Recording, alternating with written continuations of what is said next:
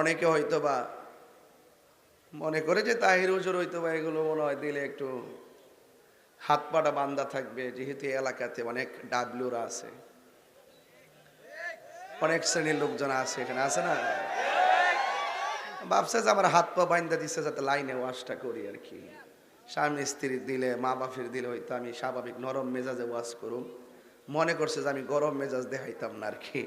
এটা আমি বুঝছি, মানে ভাত তো আর সব টিপ দেওয়ান লাগে না। যারা বাড়ি বাড়ি হাইটটা হাইটটা জান্নাতের টিকিট বেছে হেরা রেখে সাইরা দন যাইব কি দেখুন আপনি মিয়া কি কন? আপনি যদি কোরআনের অপব্যাখ্যা করেন আপনাকে আমি ছেড়ে দিতে পারবো? আপনি যদি ইসলামের বিরুদ্ধে কথা বলেন, অপব্যাখ্যা করে আপনাকে ছেড়ে দিতে পারবো?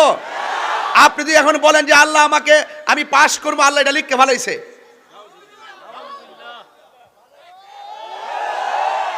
তো এই কথা বললে কি আমি কি ছেড়ে দিতে পারবো? এরপর যেহেতু আপনাদের একটা দাবি আছে নিরিবিলি ওয়াজ করার জন্য করলাম, এরপর আপনারা ভালো থাকেন, আমি তো বালা না, বালা লাগি থাকেন।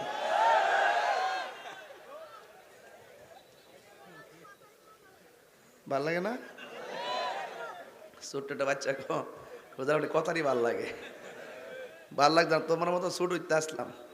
হুজুর যে একটু আগে ওয়াজ কি কইছে শুনছো না, যে আমিও তোমরা মতো ছোট আসলাম, আমিও তোমাদের মতো শ্রোতা ছিলাম, কিন্তু এমন ডিজিটাল শ্রোতা ছিলাম না। এই ছোট্ট একটা কথা বুঝছো না, চিল্লাচিল্লি যে করছো তাকে তওবা করো, যে হুজুর যেটা করছি ভুল করছি, কর না কা, যেটা করছি ভুল করছি, মাফ চাইলে চলে যাবেন গে। আর রিজালু কাওয়ামুনা আলান নিসা, পুরুষ হলো নারীদের পরিচালক। এখানেই অনেক কিছু নির্ভর করে, ঘরের নারী চলবে তার নরের কথায়, কথা বলেন ঠিক না বেটি? কারণ আল্লাহ পাক আপনার কাছে, পুরুষের কাছে চাবি দিয়েছেন, সেই চাবিটা আপনার হাতে রেখে আপনার স্ত্রীকে পরিচালনা করতে হবে। এই পরিচালনার ক্ষেত্রে আপনাদের দায়িত্ব 100% পালন করতে হবে। মনে রাখবেন, আপনার স্ত্রী যদি সংসারে থাকে, আপনি যদি তাকে যদি বাজারে ছেড়ে রাখেন, আপনি মনে মনে ভাববেন না যে আপনি বেঁচে যাবেন। কারণ প্রত্যেকটা মানুষ প্রত্যেকের দায়িত্ব সম্পর্কে জিজ্ঞাসিত হবে, যে বিষয়ের উপরে তাকে দায়িত্ব দেওয়া হয়েছে। তো সুতরাং আল্লাহ রাব্বুল আলামিন নারী এবং পুরুষদেরকে একজন আরেকজনের সাথে যে তাদের নিসবত কেমন হতে হবে সেটাও আবার উল্লেখ করেছেন। পুরুষের কাছে দায়িত্ব দিয়েছে এই নয় যে আপনি নারীটাকে সবসময় দাসী হিসাবে ব্যবহার করবেন। এই জন্য আল্লাহ পাক অন্যত্র বলেছেন, অ্যালার্ট করে দিয়েছেন, হুন্না লিবাসুন লাকুম ওয়া আনতুম লিবাসুল লাহুন্না। নারী হলো পুরুষের পোশাক আর পুরুষ হলো নারীর পোশাক। বিদায় হজের ভাষণে আল্লাহর হাবিব সাল্লাল্লাহু আলাইহি সাল্লাম বলেছেন, পুরুষ তার নিজের জন্য যা পছন্দ করবে, তার স্ত্রীর জন্য সেই পছন্দের চিন্তা রাখতে হবে। আপনি শীতের দিন শীতের কাপড় পরবেন আর আপনার স্ত্রীকে আপনি কাপড় দিবেন না, এই ব্যাপারে রাসূল আমাদেরকে সতর্ক করেছেন। তারপরও স্বামী স্ত্রীর সম্পর্কটা যদি ভালো হয়, রেজাল্ট কিন্তু আপনার গড়েই হবে।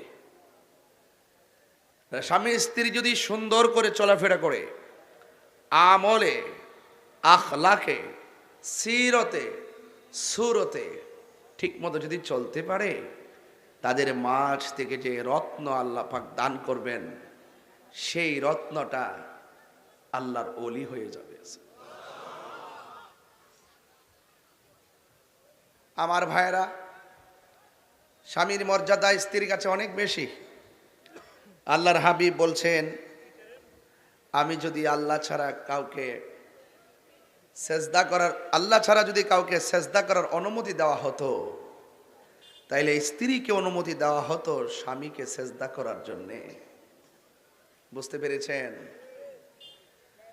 স্বামী স্ত্রী একজন আরেকজনের প্রতি যদি পজিটিভ ধারণা রাখেন, এই ব্যাপারে রাসূল বলেছেন, আমি একটু কোট করে যাচ্ছি আর কি, হঠাৎ করে বিষয় তো, এরপর এগুলো জানাশোনা আছে।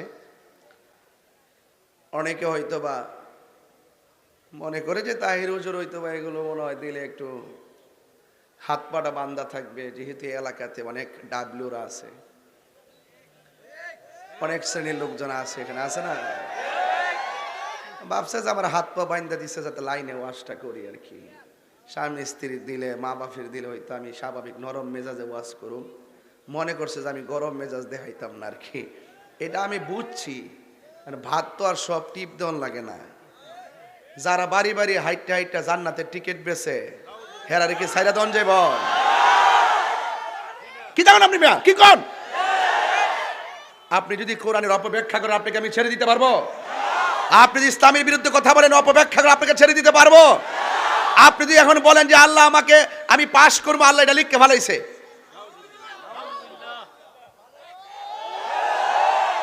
তো এই কথা বললে কি আমি কি ছেড়ে দিতে পারবো?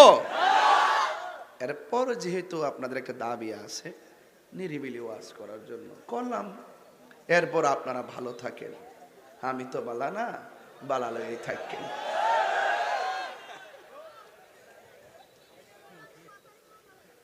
ভাল লাগে না? ছোট্ট একটা বাচ্চা কথারই ভাল লাগে, ভাল লাগছে তোমার মতো ছুট উঠতে আসলাম। হুজুর যে একটু আগে ওয়াজ কি কইছে শুনছো না, যে আমিও তোমরা মতো ছুট আসলাম, আমিও তোমাদের মতো শ্রোতা ছিলাম, কিন্তু এমন ডিজিটাল শ্রোতা ছিলাম না। এই ছোট্ট একটা কথা বুঝছো না, চিল্লাচিল্লি যে করছো তাকে তওবা করো, যে হুজুর যেটা করছি ভুল করছি, কর না কা, যেটা করছি ভুল করছি, মাফ চাইলে চলে যাবেন গে আমার ভাই। যাই হোক, ওই আমি যেটা কইতাম ইসলাম আর কি, তার বুঝাই, ঠিক আছে আমি একটু নরম হই। তো স্ত্রী যদি বলে, স্ত্রী মারা যাওয়ার পর যদি স্বামী বলে যে আমার স্বামী, আমার স্ত্রীটা অনেক ভালো ছিল, সুবহান লাগবে না? শুধু স্বামী যে বলছে যে আমি স্ত্রীর প্রতি সন্তুষ্ট ছিলাম, এই কথার কারণে আল্লাহ পাক স্ত্রীটাকে জান্নাত দিয়ে দিবেন। আর স্বামী যদি মারা যায়, স্ত্রী যদি বলে আমার স্বামীটা অনেক ভালো ছিল, আমি আমার স্বামীর উপরে সন্তুষ্ট ছিলাম, আল্লাহ পাক তার স্বামীটাকে জান্নাতবাসী করে দিবেন। রহিমা বলেন, আইয়ুব আলাইহিস সালাম বলেন, রহিমা তুমি আমার এত অসুস্থতার ভিতরে তুমি আমার পাশে এইভাবে কেন লেগে আছো? আমি অসুস্থতার শরীরটা পচে গলে গেছে, তুমি একটা কাজ করো, তোমার মতো করে চলে যাও। রহিমা বলছিলেন, স্বামী আল্লাহ পাক আমাকে আপনার উপর যে দায়িত্ব দিয়েছেন এর 1 ইঞ্চি আমি আদায় করতে পারি নাই, যদি চলে যায় রবের দরবার আমি কি জবাব দিব? জোরে কন্যা সুবহানাল্লাহ। আর আমার দেশের মধ্যে স্বামী যখন সুস্থ থাকে, টাকা ইনকাম করে, আর বান্ডেল বান্ডেল আইনা যখন বউর কাছে দেয়, মাশাআল্লাহ আমার জামাইটা আমার বিশ্বাস করে। আর যখন স্বামীর টাকা থাকে না, একটু অসুস্থ হয়ে যায়, দুর্বল হয়ে যায়, হাত পা অচল হয়ে যায়, এমন স্ত্রীর ইতিহাস পাওয়া যায়, সে স্বামীটারে অসুস্থ অবস্থা ঘরে ফালাইয়া বাজারে গিয়ে আড্ডা মারে। কথা বলেন ঠিক না বেটে? সাবধান করে দিলাম, সতর্ক করে দিলাম, যখন তোমার কেউ ছিল না তখন ছিলাম আমি, এখন তোমার সব হয়েছে, পর হয়েছি আমি। স্বামী স্ত্রী শুধুমাত্র যৌবনের সময় পার করার নাম নয়, এমন অনেক বুড়া মহিলা, বুড়া পুরুষ আমি দেখি রাস্তা দিয়ে, বড়ুরার বাজার দিয়ে এক রিক্সা দিয়া যায়, পান একটা ভাগ করে খায়। 80 বছর হওয়ার পরও মহব্বত, এটার নামই দাম্পত্য জীবন। এটার নাম কি? দাম্পত্য জীবন।